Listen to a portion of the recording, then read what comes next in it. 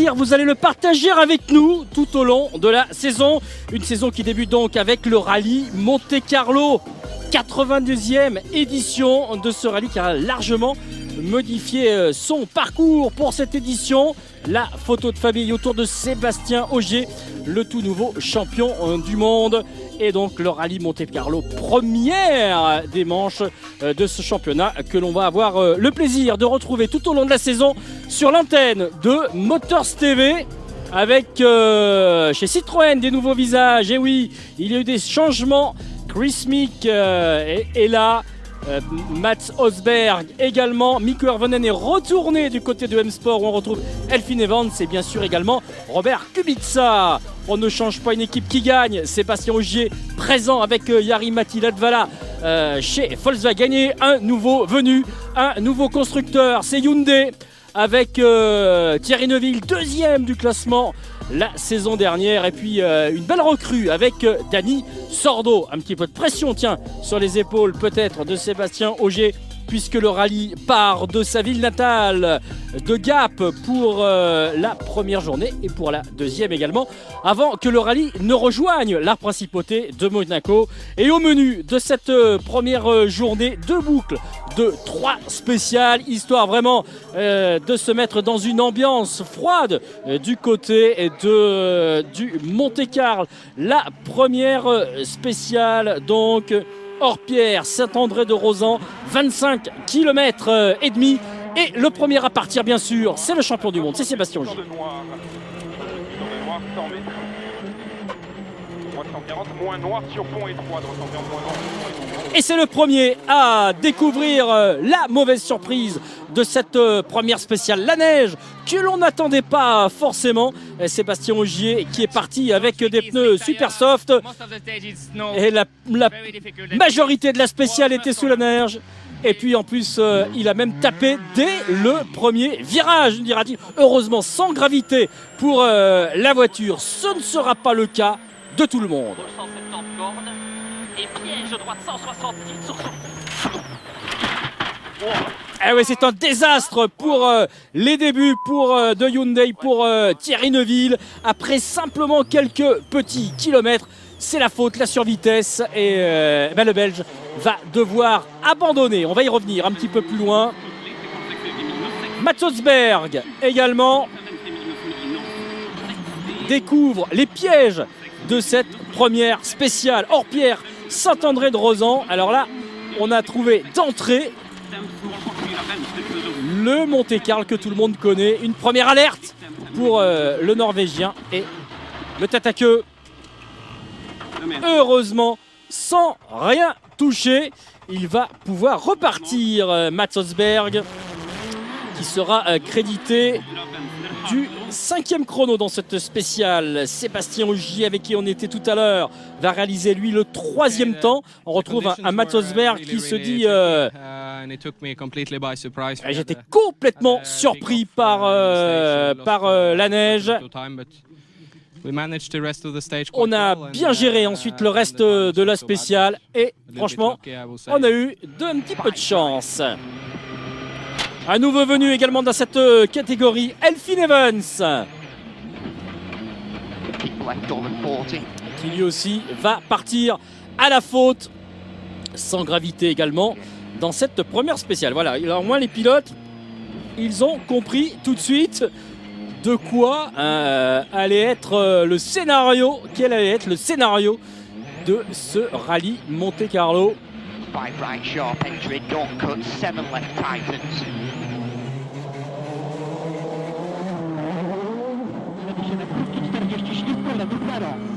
Et on est avec Robert Kubica, le Polonais, vainqueur du WRC2 la saison dernière, passé chez M-Sport. On l'attendait peut-être chez Citroën, mais le Polonais a préféré aller du côté de M-Sport. Et quel début! C'est lui qui est le premier pilote à signer le premier stand scratch de ce Monte-Carlo, avec des petits problèmes pour lui, car la rampe lumineuse supplémentaire à l'avant bougeait beaucoup. Il avait un petit peu de mal à voir à grande vitesse. Ça a été, nous dit-il, une des spéciales les plus compliquées, les plus dures de ma carrière. En tout cas, il s'installe en tête de ce rallye avec devant Brian Bouffier, deuxième chrono. Sébastien Ogier, troisième. Quelle surprise également de retrouver Sébastien Chardonnay, la quatrième place devant Hotsberg Mick. Et on se retrouve tout de suite dans la deuxième spéciale. Des conditions qui sont toujours aussi délicates pour Sébastien Ogier, qui dans ces conditions ouvre la route. C'est le premier à découvrir un petit peu ce qui se passe sur ces routes autour de Gap. Et franchement, ce n'est pas toujours facile. Sébastien Ogier qui va signer simplement le 5e chrono dans cette spéciale. On retrouve devant lui à la 4e place de cette spéciale avec un chrono de 12:35.8. La seule Hyundai i20 WRC encore en course, celle de Dani Sordo. On le voit très prudent, Dani Sordo, qui est lui aussi parti avec des gommes super soft, super tendres. Chris Meek, bon début de rallye pour Chris Meek.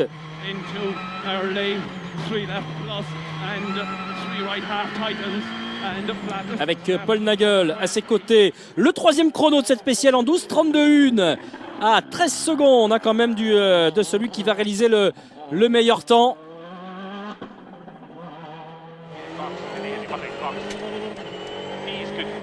Il avait été extrêmement prudent lors de la première spéciale parce qu'il avait trop de mauvais souvenirs avec ce qui lui était arrivé au tout début du Monte Carlo l'an dernier. Jari-Matti Latvala réagit avec le 2e chrono de la 2e spéciale. Et on va voir sur ces images qu'il y a beaucoup de neige effectivement, et du côté de chez Volkswagen on est parti avec des gommes super soft. Ce n'est pas forcément évident. Et Robert Kubica, lui, continue sa belle moisson de spéciale. Il a été le leader au terme de la première spéciale. Il reste le pilote qui réalise le meilleur chrono avec 4 secondes 6 plus rapide que Jari-Matti Latvala. Avec également beaucoup de portions un petit peu boueuses également. Alors qu'on retrouve ici Mats Hotsberg qui se fait une nouvelle fois piéger sans gravité. Heureusement encore une fois pour Hotsberg qui va signer le 6e temps de cette 2e spéciale.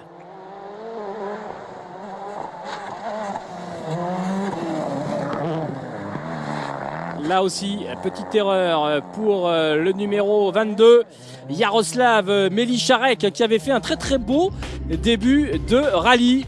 Allez, les positions, donc Kubica devant Ogier, Chris Meek 3e, Brian Bouffier un petit peu reculé au classement général au terme de cette 2e spéciale. Jari-Matti Latvala a déjà commencé un petit peu à remonter dans le classement.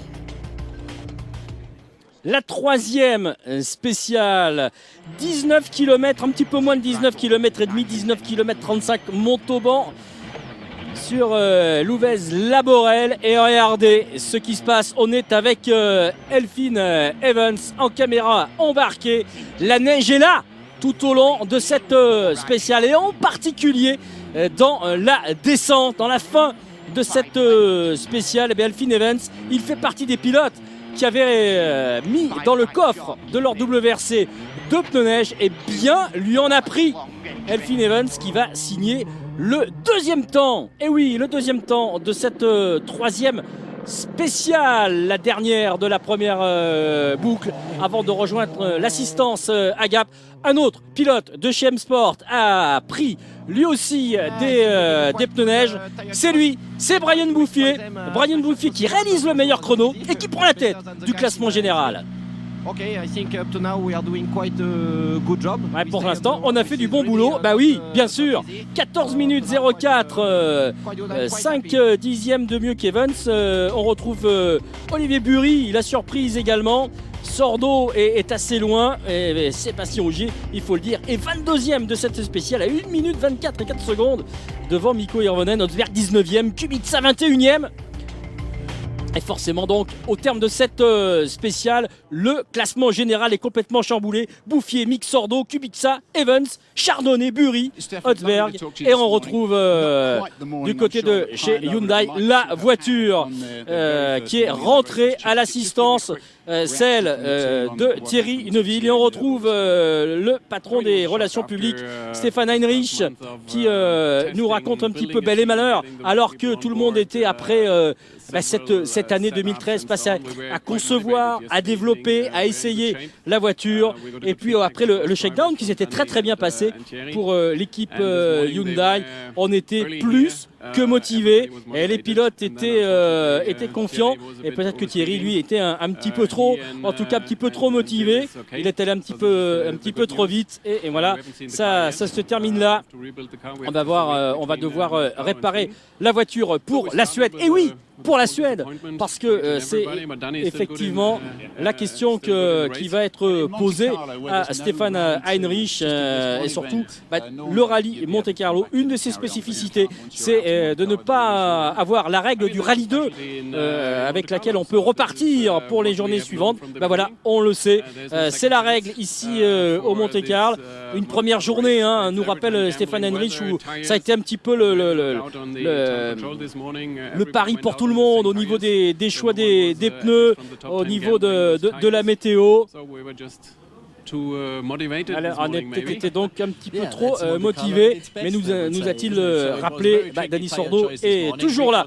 Du côté de Jost Capito, on aurait certainement pensé débuter un petit peu mieux avec une équipe championne du monde ce rallye. Mais le rallye, nous dit-il, est conforme à sa réputation. On avait, nous, 5 pneus super tendres. Et franchement, la descente sur la neige en super soft, eh bien, ça ne fonctionne pas. Donc voilà, on a perdu du temps. Et les pilotes qui avaient pris 2 pneus neige, eux, ont eu l'avantage. Effectivement, c'est le cas, on le dit, de Brian Bouffier. Ça a été le cas également de Chris Meek, qui remerciait son équipe et ses ouvreurs pour le choix de pneus. Mais qu'est-ce que ça a été une matinée difficile, nous dit-il. Et c'est bien pour le moment, on est deuxième, mais c'est encore long. Et voilà donc le pilote qui arrive en tête au terme de la première boucle. C'est lui, c'est Brian Bouffier, vainqueur ici en 2011 quand le rallye était en IRC. Voilà, moi j'ai pris 2 pneus neige, on s'attendait à avoir de la neige. Et je savais qu'on aurait peut-être l'opportunité de les monter. J'ai déjà vu la neige dans la première spéciale et je savais que pour les suivantes et surtout pour la troisième, j'avais mes pneus à l'arrière. Et voilà, ça s'est très très bien passé pour moi. Allez, on marque une petite pause. À tout de suite.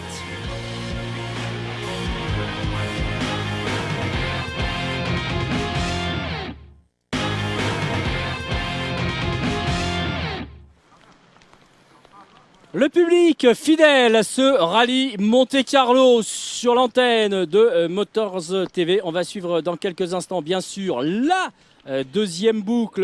On reprend les 3 mêmes spéciales. Avant, un petit focus, tiens, du côté de ce qui se passe en WRC2 avec un pilote que l'on a déjà vu sur notre antenne lors des manches et des championnats irlandais. C'est Robert Barrable, l'Irlandais qui débute cette deuxième boucle à la 4e place du classement en WRC2. À la 3e place, c'est un Italien, Lorenzo Bertelli.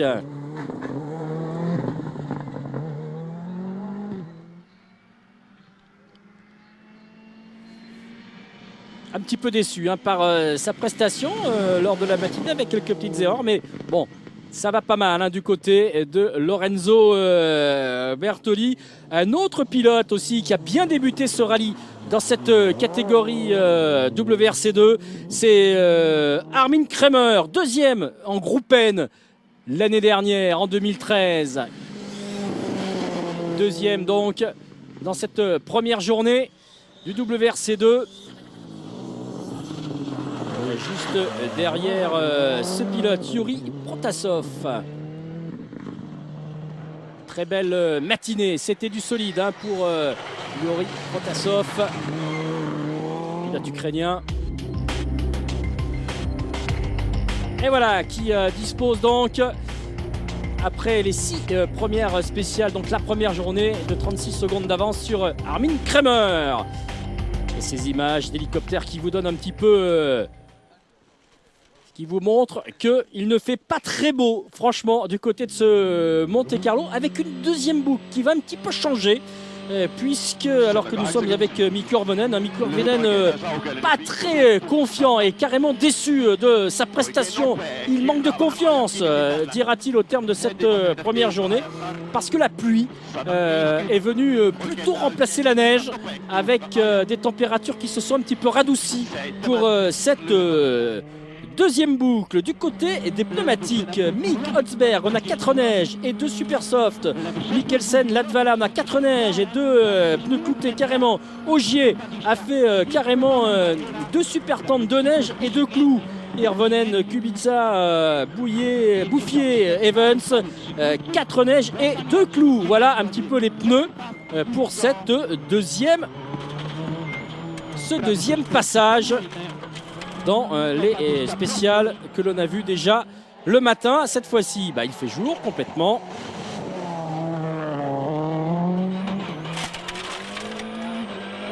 Pour Robert Kubica, cette 4e spéciale va lui permettre de recoller un petit peu avec le 3e chrono. 2e chrono de cette spéciale. C'est encourageant pour les débuts en championnat du monde de Hyundai. Eh bien, c'est Dani Sordo.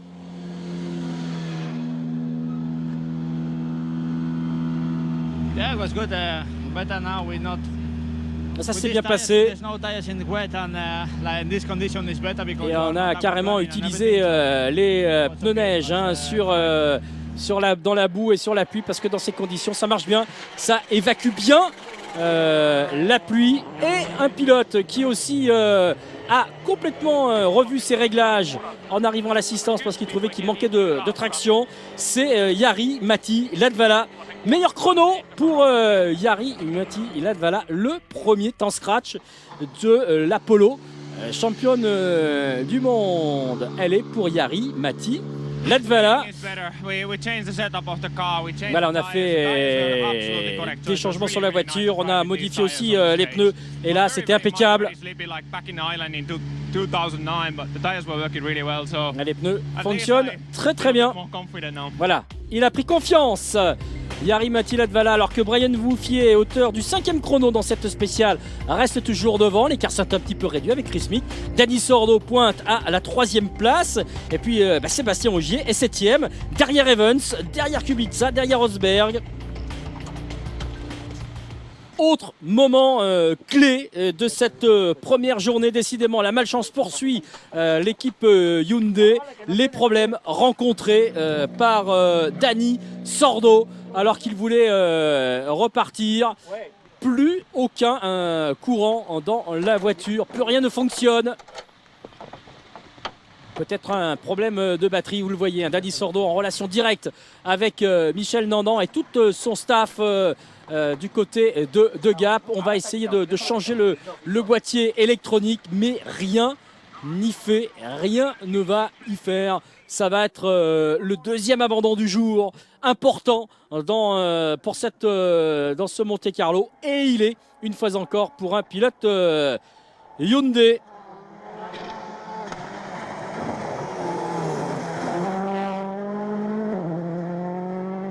Et des conditions qui sont un petit peu différentes, avec beaucoup d'eau à évacuer. Et on était avec Brian Bouffier qui va signer le 3e temps dans le 2e passage de Rosan Setmazri-Lacharz.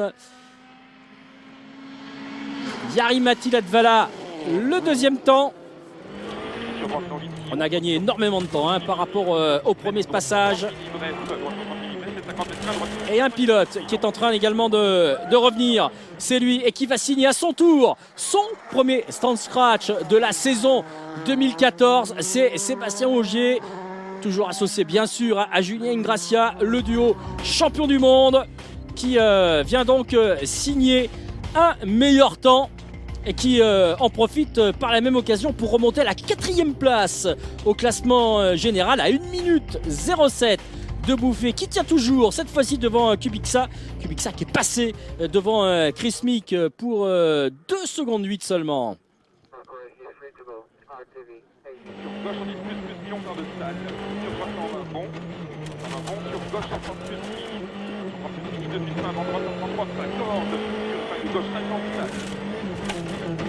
On rappelle la monte pneumatique de Sébastien Ogier en partant. On a pris 6 pneus de neige, 2 super tendres. 50 mètres, je vois 88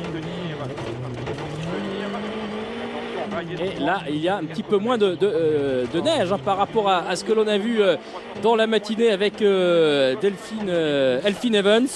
Et les deux clous qui ne vont pas servir du tout. On va donc faire toutes les spéciales avec les softs et les neiges pour Sébastien Ogier. Manifestement, ce n'est pas mal non plus, puisque dans le dernier passage dans le S6, il va réaliser une nouvelle fois le meilleur temps.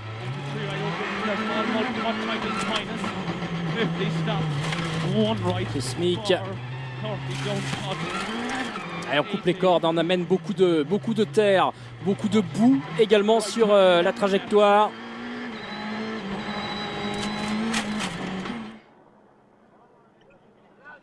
Chris Meek qui va de nouveau récupérer la 2e place au classement général. Cette fois-ci, vous le verrez sur le tableau, pour 7 petits dixièmes d'avance sur Robert Kubica. Du côté de Sébastien Ogier avec un nouveau temps scratch, on a encore un petit peu plus réduit l'écart avec 47 secondes 3 par rapport au premier. Le premier, ça reste Brian Bouffier. Très belle également remontée de Jari Matti-Latvala. Qui est désormais à la 7e place derrière Elfyn Evans. Il y a quand même 42 secondes d'écart entre les deux. Et on va retrouver Robert Kubica, le 3e donc au classement général de cette première journée du Monte Carlo. Ça n'a pas forcément été sympa parce que c'était dur.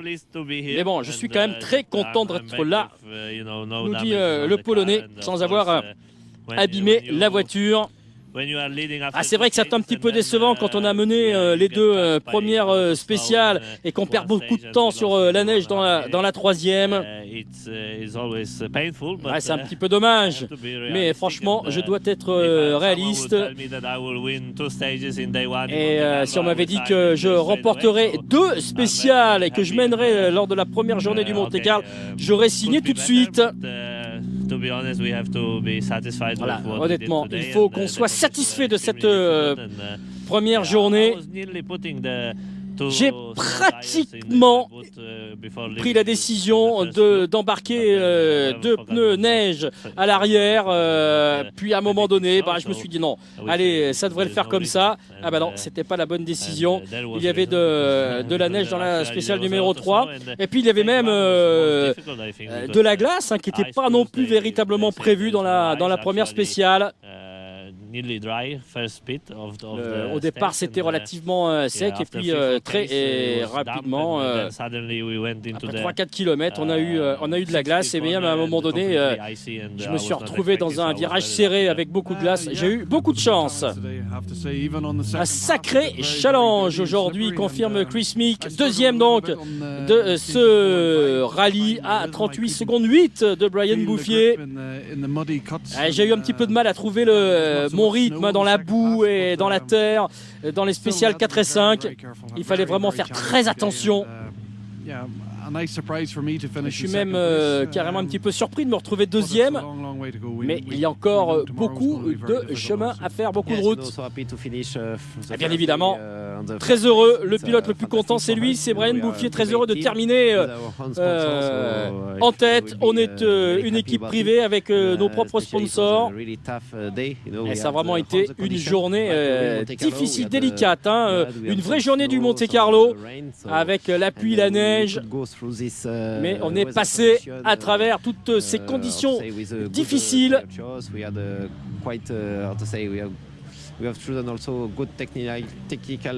Voilà, on a eu de bons choix de réglage également sur la voiture.